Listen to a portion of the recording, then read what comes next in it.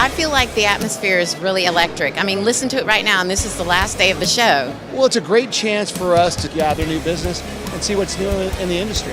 See you at the next IT Expo. We'll be here.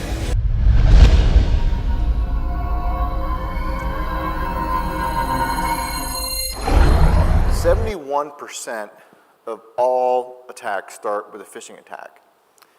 And fun fact, the most successful attacks start in HR, right? Because one of HR's biggest responsibilities are to take resumes from candidates and start vetting them and considering them for employment. And that's the single strongest, or the single highest place where phishing starts to attack enterprises of all types. Let me get my deck back up because it has some newer information. I'll make sure I didn't get wrong. So, again, I'm Gary Davis. I'm the Chief Consumer Security Evangelist for McAfee. In that role, I kind of have a bifurcated view of the world. On the one hand, I spend an extraordinary amount of time understanding what's going on in this space. You know, what's the threat landscape looking like? What are the exploits looking like? What are the vulnerabilities looking like? You know, how is the whole space evolving and changing? And then take those and package them up and give those as insights to our product teams. But I also spend a considerable amount of time, you know, doing events like this, where we'll talk about topics that we think may be of interest to the market, and hopefully give you insights that you can use to help you think about security postures for your organizations, or more importantly, if you build things, in this case connected things, what you may think about to do with those things to make those devices more secure as well. Is this working? Do I need to point this at anything in particular? I'm sorry? There it goes, okay. I may need help, but that wasn't me. So the first premise that I think we all need to, and I'm going to spend just 2 slides quickly kind of framing up the why, right? The one reason why, you know, our industry is such a growth industry is because data is currency now, right? It used to be currency was currency. You had to go and get, you know, dollars or yens or euros or whatever, and that don't have currency. But now data is a proxy for currency. In fact, a good illustration of that, if you think about when Facebook acquired WhatsApp, right? The previous year before they were acquired, they had burned something like $253 million in cash. Their total bookings for the year they were acquired was like $14 million, but they were acquired for, I think it was $21 billion. So you got to ask yourself, what did Facebook value? Facebook put a $55 per user value on the data that WhatsApp had. So data is the new currency, and you know this just by the nature of how we use the internet today. We use services like Google and Instagram and all these other things, and we think, my God, what a wonderful service. But at the end of the day, the way those companies are making their money is on the value of the data and the richness of the data that you're exposing to those systems so they can serve you up more refined ads and do other types of activities. So data is currency, that's the first thing. Okay. The second thing I hope we would align on is that crime has evolved. And there was a time when proximity mattered to create a crime, right? To rob a bank, you had to go to the bank, hold it up, hope you got away, and it was all good. Now, the idea of proximity is just it's a fallacy, right? Most of the cyber criminal activities are really conducted behind difficult to prosecute borders, so I can be in the Ukraine, sitting in my basement, eating nachos and drinking Mountain Dew, and launching attacks all day. And the likelihood of that trying to be brought to justice is very, very low. Right, let's say I'm attacking somebody in the United States. Well, local law enforcement has to talk to the FBI, FBI has to talk to Interpol, Interpol has to convince the Ukrainian government that they have a suspect, and by the time this whole link happens, more often than not, that person's moved on. They've changed IP address, they've changed physical addresses. So the point of this is that physical crime, or rather crime as a category, has evolved from proximity-based to, in essence, virtual-based. In fact, 53% of all crime now committed in the UK is cybercrime. 53%. We're seeing that trend happen in every major country. So, we've talked about the fact that data is currency. We understand now that proximity no longer matters. So why? Well, here's the why shot. Because the value of what they're doing, it's a $600 billion market. So if you look at all the different activities going on and all the things they're trying to do and the disruption they're trying to cause, it has about a $600 billion market cap right now. 600 billion. That's 0.8 of the global GDP. Think of all the jobs and other development you could do with $600 billion, which is literally at this point just being squirreled away, either defending against some type of cyber attack or being taken from companies as they try to defend against it. $600 billion, 0.8 of the global GDP. Okay, so we're going to transition a little bit from that to some data particular to our space. Okay. For those of you not familiar with that number, that's a petabyte. A petabyte is basically, I think it's 1 million terabytes, if I'm not mistaken. It represents the size of our global threat intelligence cloud, and that is basically the resource that we use to collect all the information to understand what's going on in the space. To give you a context of just how big that is, imagine 2002 years of your favorite song playing back to back. That's in essence what a petabyte is. It's a big number. Against this petabyte of data, we get about 55 billion queries every day. We get more query traffic than Instagram, Facebook, LinkedIn, and Twitter combined. So we take a lot of data and we use these data to give us valuable insights. And the insights I want to share today is this. We track every sector, right? For example, right now we have something in the neighborhood of 780 million malware samples. We find about four new samples every minute of every day.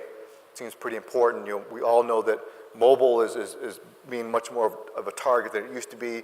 Most consumers or most people in general don't understand that rich computing device that they carry around in their pocket does everything and more than that PC does.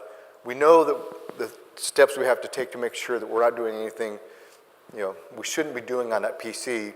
We don't have that same mindset when we're thinking about the mobile phone. So we continue to see growth in mobile malware. Ransomware as a category, to Rich's point, I mean, every day there's something. Just in fact, yesterday we found a strain of ransomware. As a leading cybersecurity company, a lot of times the bad guys try to discredit you. So the file names that they were using actually included our name in the file name for the ransomware. And that continues to be a growing market. One of the biggest attacks I've ever seen happen before NotPetya was called WannaCry. WannaCry, it's one of those things where think about if you take down the systems in a hospital, you're not able to perform surgeries, people die. All right? I mean, the consequences of this are just very, very, very, very bad. And we're seeing that happen more and more and more. In fact, if you take a look at the most targeted organizations where ransomware is in play, it's healthcare and law enforcement. These are parts of our industry that just can't afford to not be up and running. And the bad guys know that. The bad guys know that they're very apt to pay a ransom if they can't get their systems back up. And just for everybody's benefit, the decryption keys only work about 50% of the time. So let's say you're a victim of ransomware, your company was, you say, listen, I just don't want to go through the hassle, let's pay the ransom. Only 50% of the time is the likelihood of those keys being effective. And then this is also an interesting tidbit, what they'll often do is they may give you proper decryption keys, but then when you get it cleaned up, they'll drop another piece of malware on there and do something else. So it's an ugly, ugly situation, and we continue to see a lot of activity around ransomware as a category. And then the final one, and this is the one that kind of brings me into what I was asked to talk about today, which is the whole notion of the intersection of cryptocurrency, blockchain, and cybercrime.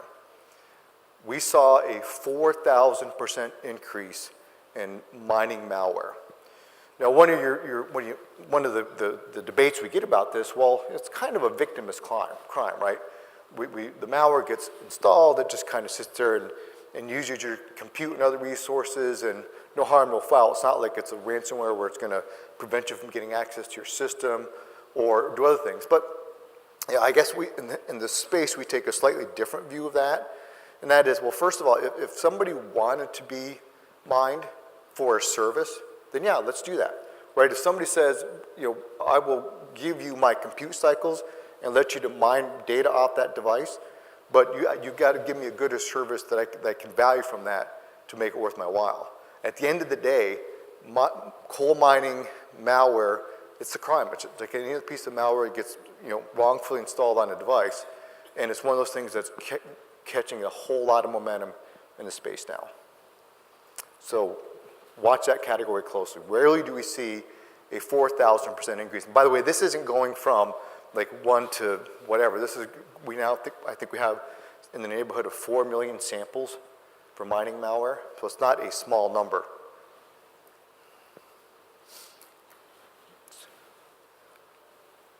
Okay, so here's where I'm going to try to pull some different ideas together and hopefully make some sense to you. First of all, I'm not going to spend a lot of time on blockchain, but suffice it to say, it's the real deal. Even from when we look at it from how vulnerable it is, we come back with really good insights. However, there are some things that we just need to be aware of, right? First of all, and I'll talk a little bit more this later, we always have to be careful when we put something up there saying, this is absolutely foolproof. I'll explain why in a minute. Another thing we should be just aware of is that the Russians, I think a couple months ago, went on record to say, we want to be the blockchain equivalent to what the United States was to the internet. Now think about that. Our friends the Russians who, again, I'm not going to get into things they may or may have not done, but they've been in the news a lot when it comes to doing nefarious things using the internet and other means. So if we were to give them as a society the keys to the blockchain castle, do we trust that they're not going to put something in there that could at some point do something nefarious and cause the whole thing to come collapsing down? And another funny thing that I remember reading when I was researching this is that there's a strong belief that even though the encryption used in blockchain is very, very good, and it would need a quantum computer to crack it, a quantum computer. And everybody's, well, no problem. We don't have any quantum computers today. Well, as fate would have it, at CES 2 weeks ago, IBM announced their first commercially available quantum computer. So now you can go to, and I'm not sure when they're available for sale, but we're really close to the point where you can go to your local computer dealer and buy yourself a bona fide quantum computer and try to break blockchain. So blockchain, again, it is a very, very good technology. The whole idea of having an immutable, non-centralized ledger, there's a lot of goodness to blockchain, and the use cases are just phenomenal. We know how it's used in cryptocurrencies, smart contracts. We're looking for use cases around authentication and identity management in the security space. There is a lot of good that comes with blockchain, but we need to be mindful that it's not the holy grail. In fact, I sat on a panel at CES again a couple weeks ago, and one of the panelists made the point, his premise was that everything we experience now on the internet is fake news, everything. And I said, I'm not quite sure I'm ready to go there. And the point he wanted to make, he says everything should be put on the blockchain now. And my counterpoint was, that's a pretty big leap. We're taking something that's still relatively its infancy and saying that everything that we know should be cast on it is probably a bit of a stretch. Anyways, it'll be interesting to see what happens as blockchain continues to evolve. I mentioned this a couple minutes ago. We've had other instances where we had what we thought were foolproof technologies. Right? OpenSSL, which is a security transport protocol for the internet. It was used for years and years and years and was thought to be, the perfect secure socket language layer capability until it wasn't. One day in 2014, there was a disclosure that there's this thing called Heartbleed, which showed a massive vulnerability in the OpenSSL framework, right? So the SSL had to be re-architected. It had to be deployed out to almost every instance in the world and showed that what we thought was a foolproof technology proved not to be foolproof. And the point is, when these things get to the point where we rely on them for everything we do, that's when the bad guys are going to take really keen interest and try to determine, is there something I can do to prove that that's not true. Another thing that happened was actually, I think in 2016 now, what's called the crack vulnerability, right? In essence, that was a vulnerability in the WPA2 protocol for Wi-Fi. So again, these are just two instances where we think and we believe that we have hardened technologies that are not susceptible to attack until they are. And that's my fear with blockchain, is we think that it's a great technology. And again, I have no reason to believe it's not, but I think we need to engage it cautiously, not just throw everything we do onto it and hope for the best. Because once everything's on it, I will bet that we're going to find that there's something that somebody hadn't thought of. Because at the end of the day, this is all people just coding, right? And people make mistakes. It's the reality of it. So one of the things we see a lot of is in our space, the use of cryptocurrency as a payment method, right? The bad guys love cryptocurrency. Why? Well, because it's anonymized for the most part, right? You can look for payment of Bitcoin or Ethereum, whatever you want, and you get paid, and the guy can't track it. Pretty good stuff, right?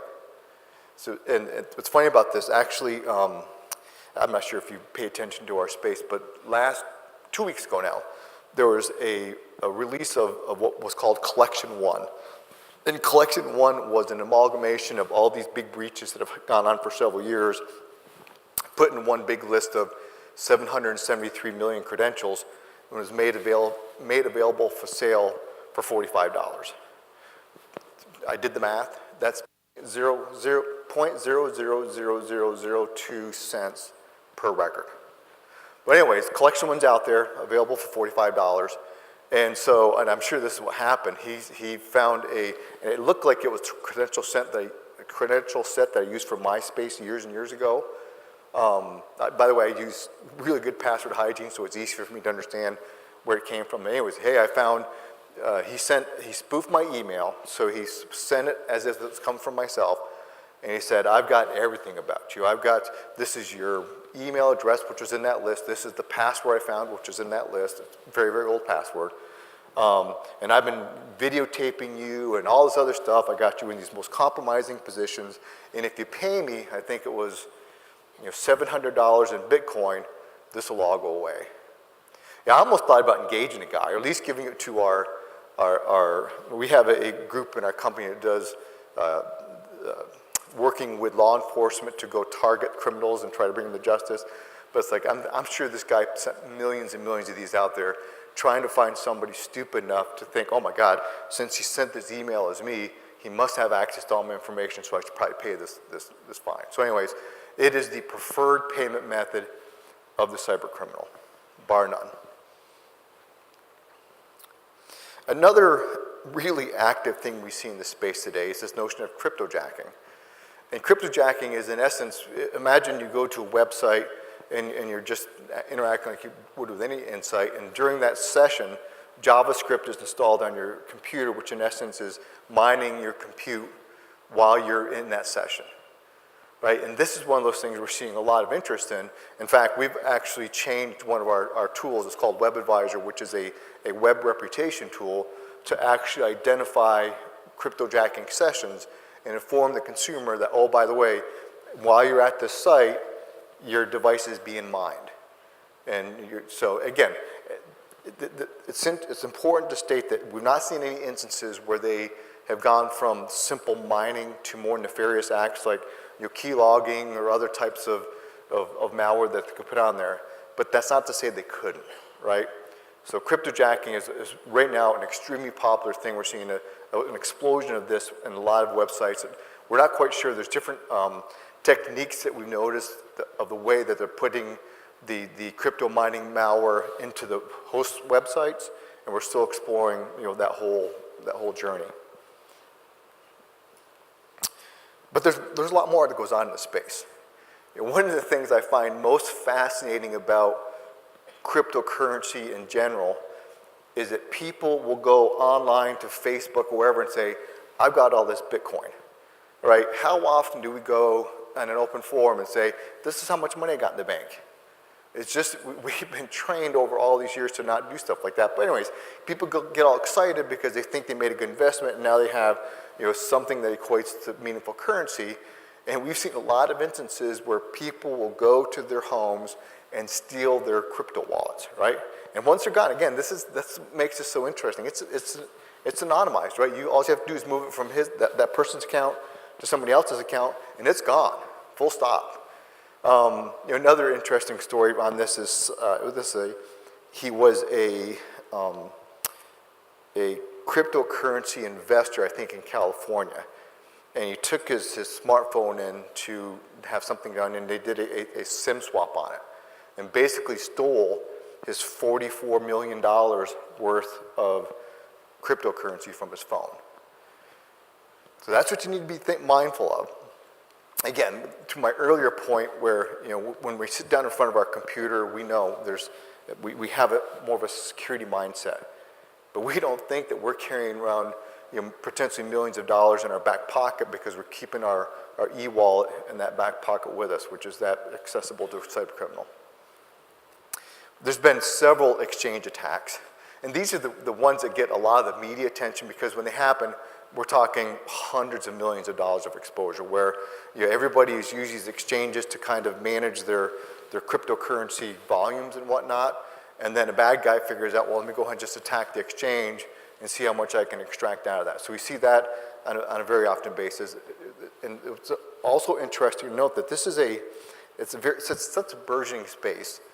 For example, how do we know that Coinbase understands what it takes to put up an industrial strength exchange to protect itself from these type of attacks? We don't, right? So we just got to be really, really careful if we choose to use exchanges to house our cryptocurrency.